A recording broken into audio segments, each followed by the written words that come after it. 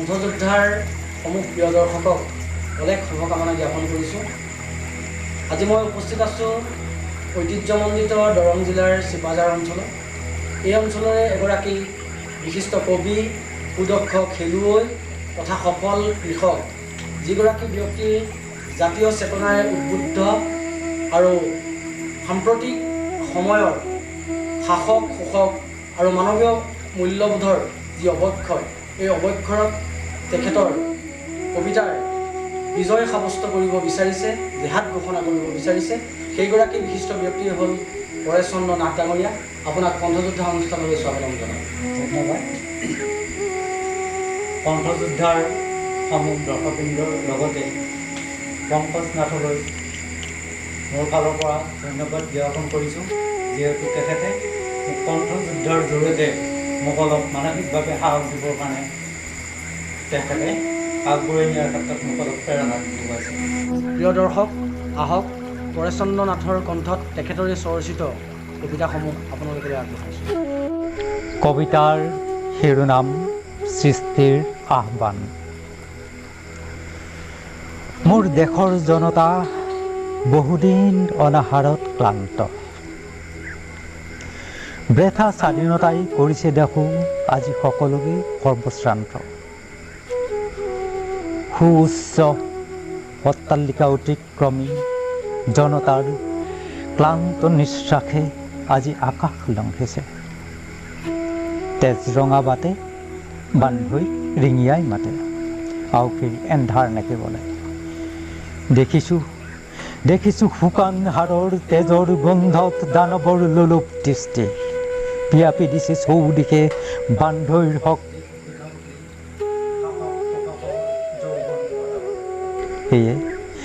সেয়ে সিহঁতৰ অস্ত্ৰাঘাতত বান্ধৈৰ দেহত কৰাল তেজৰ দাগ, নিঠৰ দেহত কৰাল তেজত দানৱৰ অট্টহাসীৰ খলকনি। আৰু বান্ধৈৰ চেকুৰা চেকুৰ শুনিতে জিলিকাই পৃথিৱী। বাৰে বাৰে দেখিছোঁ মাথো মই নতুন পুৰুষৰ সৃষ্টি এই শুনিততে। কণ্ঠযোদ্ধাৰ প্ৰিয় দৰ্শক, আপোনালোকে শুনি আছে পৰেশ চন্দ্ৰ নাথৰ কণ্ঠত কবিতা। প্ৰিয় দৰ্শক, আহক আমি তেখেতৰ পৰাই জানিব বিচাৰোঁ এগৰাকী জাতীয় চেতনাৰে উদ্বুদ্ধ, সাম্প্ৰতিক সমাজ ব্যৱস্থাৰ দুৰ্দশাগ্ৰস্ত মানচিত্ৰখন তেখেতে বুকুত বান্ধি তেখেতে কবিতা প্ৰকাশ কৰিছে। তেখেতৰ মুখেৰে আমি জানিব বিচাৰোঁ, পৰেশ ডাঙৰীয়া, আপুনি কবিতা লিখাৰ প্ৰেৰণা ক'ৰ পৰা, কেনেকৈ আৰু কিয়, কেনেধৰণে পালে, অকণমান প্ৰিয় দৰ্শকক জনাওক। আপুনি ঠিকেই কৈছে। বৰ্তমান সমাজ ব্যৱস্থাৰ যিবিলাক কৰ্মকাণ্ড চলি আছে, মোৰ দৃষ্টিত শ্ৰমিক কৃষকসকলেই প্ৰকৃত শিল্পী। কিন্তু দেখা গৈছে যে তেওঁলোকৰ জীৱনৰ অৱস্থা, চলা ফুৰা যিটো অৱস্থা, সেই অৱস্থা আটাইতকৈ হীনমন্যতাত তেওঁলোকে জীয়াই থাকিবলগীয়া হৈছে, যিটো আচলতে গোটেই পৃথিৱী বা গোটেই দেশখনক মানে সৃষ্টি কৰি ৰাখিছে। তেওঁলোকে খেতি কৰিছে, তেওঁলোকে অট্টালিকা বনাইছে, বিভিন্ন ধৰণৰ সৃষ্টিত তেওঁলোক জড়িত। অথচ তেওঁলোকে ইমানখিনি কৰাৰ পিছতো তেওঁলোকে সামান্যতম জীয়াই থকাৰ অধিকাৰখিনিৰ পৰা তেওঁলোকে বঞ্চিত হৈছে, যাৰ ফলত নেকি মোৰ মনে হাহাকাৰ কৰি উঠিছে। সেই বহিঃপ্ৰকাশৰ ফলশ্ৰুতিতে মই কবিতা আকাৰত কেইটামান শব্দ লিখিছোঁ। তাক কবিতা হয়নে নহয় মই নাজানো, কিন্তু মই ঠিক তেনেদৰে মই মোৰ বহিঃপ্ৰকাশৰ চেষ্টা চলাইছোঁ। প্ৰিয় দৰ্শক, আপোনালোকে নিশ্চয় গম পাইছে সাম্প্ৰতিক শাসক, শোষক আৰু মানৱীয় মূল্যবোধৰ যি অৱক্ষয় ঘটিছে, এই অৱক্ষয়ৰ পৰিপ্ৰেক্ষিতত তেখেতৰ মনৰ পৰা স্বতঃস্ফূৰ্তভাৱে কবিতা হৈ ওলাইছে। যি মেহনতী জনতাই তেওঁলোকৰ ন্যায্য প্ৰাপ্যৰ পৰা বঞ্চিত হৈছে। গতিকে আমি আগবাঢ়ো পুনৰ কবিতাৰ মাজলৈ। কবিতাৰ শিৰোনাম স্পন্দন। এই পৃথিৱীৰ উৰুষা প্ৰজাতিৰ বিন্দুতেই মোৰ ঘৰ। কেতিয়াবা যদি প্ৰয়োজন হয় পৃথিৱীত, জৰাজীৰ্ণ উৰুষা প্ৰজাতিতে কৰিবা খবৰ। বুকুৰ কামিহাৰত মোৰ আইৰ তেজৰ গুণ, আইৰ বুকুৰ স্পন্দনত মোৰ তেজৰেই গুণ। তুমিও নিশ্চয় পাবা মোৰ জন্মৰে পৰা উৰুষা প্ৰজাতিত মোৰ তেজৰেই কেঁচা গুণ। পুৰুষা প্ৰজাতিৰ ভাগ জোন আৰু তৰাবোৰে মোৰ সতে লুকা ভাকু খেলে। ভাৱ হয় মানস পথত জন্মান্তৰৰ একেটা পৰিয়ালৰে আমি অভিন্ন সতীৰ্থ। মোৰ উদাত্ত নিশ্বাসে আলোড়ন আনে আকাশৰ তৰাৰ দেশত। যেতিয়া খামৰ টোপালত চেকুৰে শুনিত জিলিকি উঠে। কবিতাৰ শিৰোনাম আইৰ উজাগৰি নিশা। আইৰ উজাগৰি নিশা যন্ত্ৰণাৰে চট ফটোৱা তিমিৰ নিশাতে বিধ্বংসী ধুমুহাৰ সতে সংগ্ৰাম কৰি পৰাজয়ৰ দাসত্ব ছিঙি বিজয়ৰ গৌৰৱ আজুৰি আনি সানিছিলোঁ ৰঙৰ ফাকুৱা। কবিতাৰ শিৰোনাম সংবাদ। তুমিয়েতো কৈছিলা খুজিদৰ সংবাদ আনিবা। সময়ৰ সোঁতত উকলি যায় হেলা ৰঙো পাৰ হয় শতাব্দীৰ পিছত শতাব্দী। মোৰ অপেক্ষাও চিৰপ্ৰবাহমান। গোপনে গোপনে আহি কাণে কাণে কোনেবাই ক'লে এন্ধাৰৰ খবৰটি খুজিদৈৰ এতিয়াও বহুত বাকী। পৰেশ ডাঙৰীয়া, আপুনি এগৰাকী বিশিষ্ট কবি, কবিতা লিখিছে আৰু পৰ্দাৰ আঁৰৰ এগৰাকী কবি। গতিকে আপোনাৰ শব্দই, আপোনাৰ বাক্যই সাহিত্য ভঁৰাললৈ এক বৰঙণি যোগাব আমি আশা ৰাখিছোঁ। তাৰোপৰি আপুনি এজন সফল কৃষক আৰু লগতে আমি জানিছোঁ আপুনি এগৰাকী সুদক্ষ খেলুৱৈ। গতিকে এই সন্দৰ্ভত আপোনাৰ কবিতা লিখা জীৱনৰ উপৰিও, সাহিত্য সংস্কৃতি জীৱনৰ উপৰিও অন্যান্য দিশত কেনেধৰণে আপুনি আগবাঢ়িছে অকণমান আমাৰ প্ৰিয় দৰ্শকক জনাওক। ধন্যবাদ নাথ ডাঙৰীয়া। এই ক্ষেত্ৰত মই ক'ব লাগিব ক্ৰীড়াটো মোৰ সৰুকালীৰ অৱস্থাৰ পৰাই মই ভাল পাওঁ। বিভিন্ন ধৰণৰ খেল ধূলাত মোৰ স্বতঃস্ফূৰ্তভাৱে মই আগবাঢ়ি যাওঁ। কোনো খেলত মই কোনোদিন মই নোৱাৰিম বুলি মই নাভাবোঁ।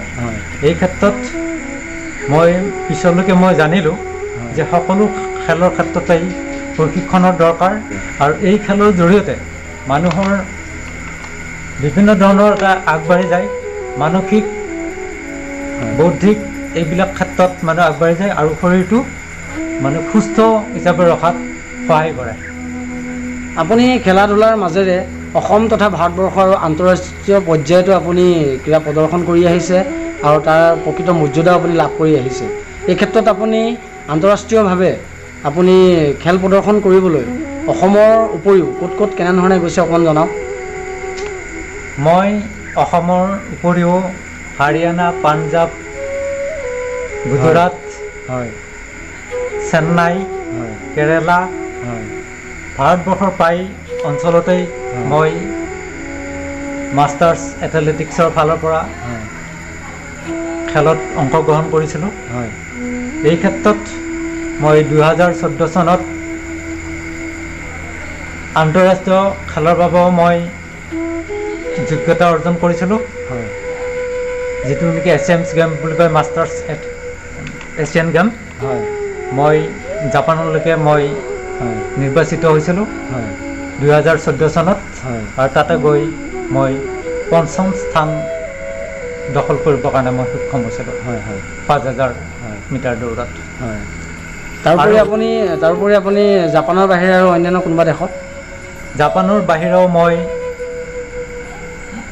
যোৱা 2017 চনত চীনত গৈছিলোঁ মাষ্টাৰ্ছ এথলেটিক্সৰ ফালৰ পৰাই। তাতে মই 7ম স্থান অধিকাৰ কৰিবলৈ সক্ষম হৈছিলোঁ। শ্ৰদ্ধাৰ প্ৰিয় দৰ্শক, এইগৰাকী বিশিষ্ট কবিয়ে কবিতাৰ উপৰিও সফল কৃষক আৰু লগতে আন্তঃৰাষ্ট্ৰীয় ৰাষ্ট্ৰীয় পৰ্যায়ত তেখেতে ক্ৰীড়া প্ৰদৰ্শন কৰি তেখেতে আমাৰ অসমলৈ গৌৰৱ অৰ্জন কৰি আহিছে। কিন্তু আজি আমি উপস্থিত হৈছোঁ কণ্ঠযোদ্ধাৰ পৰিয়াল তেখেতৰ বাসগৃহত। আটাইতকৈ দুখৰ বিষয় এইটোৱেই, এইগৰাকী সাহিত্যিক, এইগৰাকী সুদক্ষ খেলুৱৈ, সফল আজিও কিন্তু অসমৰ পৰ্দাৰ আঁৰত এটা সংবাদ হৈ ৰৈ আছে। আমাৰ কণ্ঠযোদ্ধা অনুষ্ঠানে আজি অসমৰ বিভিন্ন প্ৰান্তৰ লগতে ঐতিহ্যমণ্ডিত দৰং জিলাৰ চিপাঝাৰতো উপস্থিত হৈ আমি তেখেতৰ প্ৰতিভাক সমগ্ৰ অসম তথা ভাৰতবৰ্ষত বহুল প্ৰচাৰৰ বাবে আমি প্ৰস্তুতি চলাইছোঁ আৰু আমি আশা আৰু বিশ্বাস ৰাখিছোঁ এনেধৰণে সুপ্ত হৈ থকা প্ৰতিভাৱান খেলুৱৈ তথা সাহিত্যিক কৃষকসকলক কণ্ঠযোদ্ধাৰ মাজেৰে উলিয়াই নি বিশ্ব দৰবাৰত প্ৰতিষ্ঠা কৰাৰ প্ৰয়াস কৰিম। এতিয়া আপুনি এখন সুন্দৰ সংসাৰ, আমি গম পাইছোঁ আপোনাৰ 2টা সন্তান, আপোনাৰ পৰিবাৰ চিকিৎসা সেৱাৰ লগত জড়িত আৰু আপুনি এজন সফল কৃষক। এই সামগ্ৰিকভাৱে আপুনি এজন কৃষক, খেলুৱৈ আৰু লগতে আপুনি কবিতা চৰ্চা কৰে, সাহিত্যৰ জীৱনৰ লগত আপুনি অলপ জড়িত। এই সামগ্ৰিকভাৱে গোটেই দিশকেইটাৰ লগত আপুনি জড়িত হৈ থাকোঁতে ক'ৰবাত কেতিয়াবা ক্ৰীড়া বিভাগতে হওক, সাহিত্য বিভাগতে হওক বা কৃষি কৰ্মত কেতিয়াবা কিবা আপুনি অসুবিধা অনুভৱ কৰে নেকি? এই ক্ষেত্ৰত সাহিত্যৰ ক্ষেত্ৰত মই অসুবিধা অনুভৱ কৰা নাই। অনুভৱ কৰোঁ এই ক্ষেত্ৰতেই মানুহৰ দুৰ্দশা দেখিলে মোৰ অন্তৰে হাহাকাৰ কৰি উঠে, যাৰ ফলত নেকি মোৰ সাধাৰণ শব্দ কেইটামানেৰে মই বহি প্ৰকাশৰ মই চেষ্টা কৰোঁ। আপুনি ক'ব বিচাৰে নেকি যে আমাৰ যিটো শাসন ব্যৱস্থা বা আমাৰ যিটো শাসকীয় আমাৰ যি চৰকাৰ, এই চৰকাৰে আমাৰ নিচিনা গ্ৰাম্য অঞ্চলৰ খেলুৱৈসকলক বা প্ৰতিভাৱান ব্যক্তিসকলক তেওঁলোকে ক'ৰবাত উলিয়াই নিয়াত বা বিশ্ব দৰবাৰ মঞ্চত তেওঁলোকক প্ৰতিষ্ঠা কৰাত কেতিয়াবা ব্যৰ্থ হয় বুলি আপুনি ভাবে নেকি? মইতো এই ক্ষেত্ৰত তেওঁলোক সঁচা মই ব্যৰ্থ বুলিয়েই ভাবোঁ। আজি যদি চোৱা যায়, আমাৰ অলিম্পিকে যদি যোৱা যায়, আমাৰ তালিকাৰ ক্ষেত্ৰত ভাৰতবৰ্ষ বা অসম আমাৰ নিশ্চয় তলত আছে। গতিকে দেখা যায় যদি তেওঁলোকে যদি সুস্থ পৰিৱেশ বা ভালদৰে যদি চাই চিতি যদি তেওঁলোকে যদি খেলুৱৈ যদি বিচাৰে, নিশ্চয় খেলুৱৈৰ অভাৱ নহ'ব। আৰু এই ক্ষেত্ৰত মই ডাঠি ক'ব পাৰোঁ যে আমাৰ ভাৰতবৰ্ষৰ দৰে 130 কোটি জনসাধাৰণৰ মাজত আমাৰ বিশ্ব দৰবাৰত আমাৰ ফুটবলৰ টীমটো নাই। এই ক্ষেত্ৰত মই তেওঁলোকৰ যিটো খেলুৱৈ উলিয়াই লৈ যোৱাৰ ক্ষেত্ৰত মই দুৰ্বলতা বুলিয়েই ভাবিম বা ৰাজনৈতিক তেওঁলোকৰ দুৰ্বলতা বুলিয়েই মই ভাবিম, য'ত নেকি তাত ৰাজনীতিৰ গুণ কিছুমান পোৱা যায়। প্ৰিয় দৰ্শক, আমি আশা ৰাখিছোঁ দৰং জিলাৰ চিপাঝাৰৰ এইগৰাকী ব্যক্তিয়ে লগতে উঠি অহা নৱপ্ৰজন্মৰ ক্ষেত্ৰত যদি তেওঁলোকে সাহিত্য, সংস্কৃতি, ক্ৰীড়া সকলো দিশতে উত্তৰণ ঘটাবৰ বাবে এই অঞ্চলৰ ৰাইজ আৰু সামগ্ৰিকভাৱে প্ৰশাসন ব্যৱস্থাই যদি তেওঁলোকক আশাৰ উদ্দীপনা যোগায়, তেনেহ'লে দৰং জিলাৰ পৰাও বিশ্ব দৰবাৰত প্ৰতিষ্ঠা লাভ কৰিবলৈ সক্ষম হ'ব নৱপ্ৰজন্মৰ প্ৰতিভাৱান ব্যক্তিসকলে। প্ৰিয় দৰ্শক, ইমান পৰে আপোনালোকে কণ্ঠযোদ্ধাৰ জৰিয়তে বিশিষ্ট কবি, সুদক্ষ খেলুৱৈ, সফল কৃষক, সন্মানীয় পৰেশচন্দ্ৰ নাথৰ কণ্ঠত তেখেতৰ স্বৰচিত কেইবাটাও কবিতা আপোনালোকে উপভোগ কৰিলে আৰু আমি অনুষ্ঠান সামৰিব লাগিব। সেয়েহে আমি আজি ঐতিহ্যমণ্ডিত দৰং জিলাত উপস্থিত হৈ আমি তেখেতৰ পৰা যি প্ৰেৰণা পালোঁ সাহিত্য সংস্কৃতিৰ ক্ষেত্ৰত, ক্ৰীড়া বিভাগৰ ক্ষেত্ৰত, এজন সফল কৃষকৰ ক্ষেত্ৰত, গতিকে আমি কণ্ঠযোদ্ধায়ো ইয়াৰ বহুল প্ৰচাৰৰ ক্ষেত্ৰত বহু পুৰুষাৰ্থ চেষ্টা আগবঢ়াই যাম। গতিকে আজি আমি অনুষ্ঠান সামৰিব লাগিব। দৰং জিলাৰ লগতে সমগ্ৰ অসমবাসী ৰাইজলৈ কণ্ঠযোদ্ধা তৰফৰ পৰা পুনৰবাৰ ধন্যবাদ জ্ঞাপন কৰি আজি অনুষ্ঠান ইমানতে সামৰি মাৰিছোঁ। ধন্যবাদ।